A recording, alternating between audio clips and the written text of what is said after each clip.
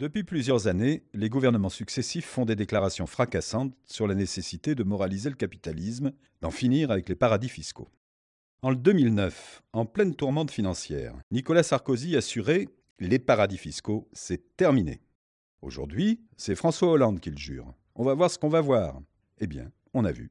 Une fois encore, lors du sommet du 22 avril 2013, l'Europe vient de reporter à plus tard toute politique offensive contre les paradis fiscaux. De son côté, le gouvernement prépare une amnistie fiscale déguisée en ouvrant la porte à des négociations avec les fraudeurs. Ces postures n'ont nullement pour objectif de déboucher sur des mesures concrètes et fortes, car pour cela, il faudrait d'abord admettre que l'évasion fiscale est massive, organisée et générale.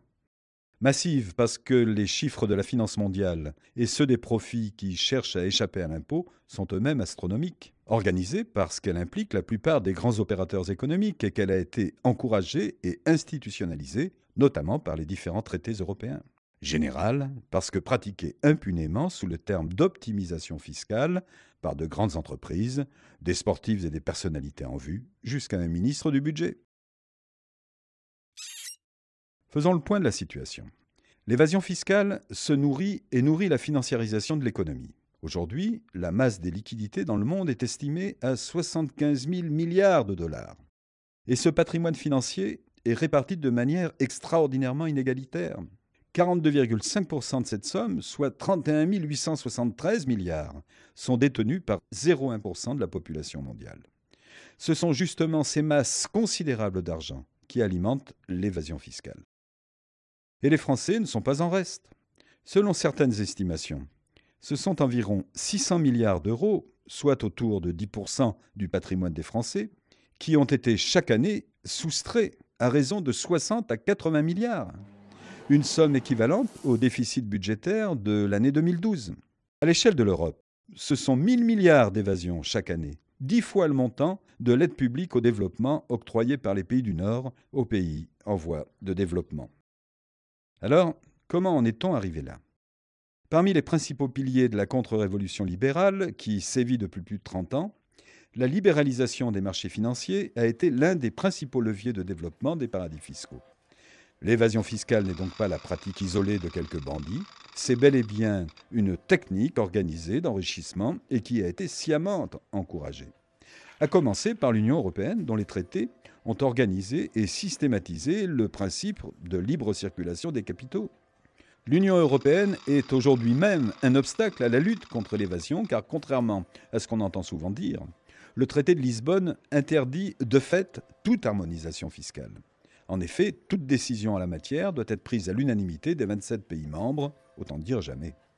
Et puis, comment s'étonner que l'Europe reste l'arme au pied, alors même que nombre d'États membres de l'Union, ou de territoires et entités dépendantes, constituent eux-mêmes des paradis fiscaux. Car avec la zone Caraïbe, l'Europe est le paradis des paradis fiscaux. Regardons quels en sont les critères. Assurez votre hébergement fictif, ou celui de votre entreprise. Le seul immeuble Hugland House aux îles Caïmans abrite le siège de 12 748 entreprises. Échapper à l'impôt, bien sûr. Chaque paradis fiscal a ses spécificités. Par exemple, l'Irlande pour loger à bas coût la propriété intellectuelle. Ou encore la Belgique qui peut être considérée comme un paradis fiscal puisque les droits de succession y sont particulièrement intéressants. Pourquoi croyez-vous que Bernard Arnault voulait devenir belge ? Bénéficier du secret bancaire ? En Europe, Luxembourg, Autriche et en Suisse, on offre encore aujourd'hui cette bienveillante opacité à ses clients. Au Luxembourg, c'est même la loi qui le garantit. Dissimuler les véritables propriétaires par la création de sociétés offshore et de trusts vers lesquels sont transférés les fonds issus du chiffre d'affaires de l'entreprise mère. C'est l'une des spécialités de Jersey. 200 sociétés y gèrent entre 200 et 10 000 trusts chacune.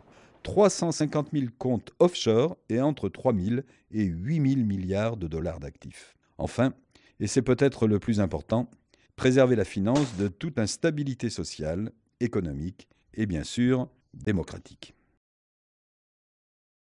L'évasion fiscale se développe littéralement au cœur du système, notamment par la manipulation des prix de transfert du commerce international. Il faut savoir que 60% des échanges mondiaux s'opèrent à l'intérieur des mêmes groupes, par filiales interposées. Exemple. Des bananes achetées 10 centimes à un producteur en Amérique latine feront l'objet, avant leur commercialisation finale, de plusieurs facturations à des filiales de la société exportatrice pour des services annexes. Paiement des services financiers au Luxembourg, du management à Jersey, de la marque en Irlande, de l'assurance à l'île de Man, des frais de distribution aux Bermudes, ou encore du réseau commercial aux îles Caïmans. Au passage, le prix grimpe bien sûr, et toujours net d'impôts. Google illustre parfaitement ce système. Au niveau mondial, on estime que sur les 100 milliards de chiffre d'affaires et les 10 milliards de bénéfices, Google se débrouille pour ne payer que 500 millions d'impôts. Et les entreprises françaises font la même chose. Pour payer moins de cotisations sociales, le siège du groupe Renault-Nissan se situe aux Pays-Bas, bien sûr. Et tout cela avec le consentement de l'État, actionnaire du groupe Renault. Quand on vous dit que l'évasion fiscale est au cœur du système.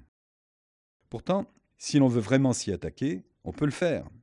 Éric Bocquet, sénateur communiste Front de gauche, a permis l'adoption par le Sénat d'un rapport qui formule 61 propositions. Il préconise, par exemple, de créer un haut commissariat à la protection des intérêts financiers publics et de conforter les moyens humains et matériels de l'administration fiscale.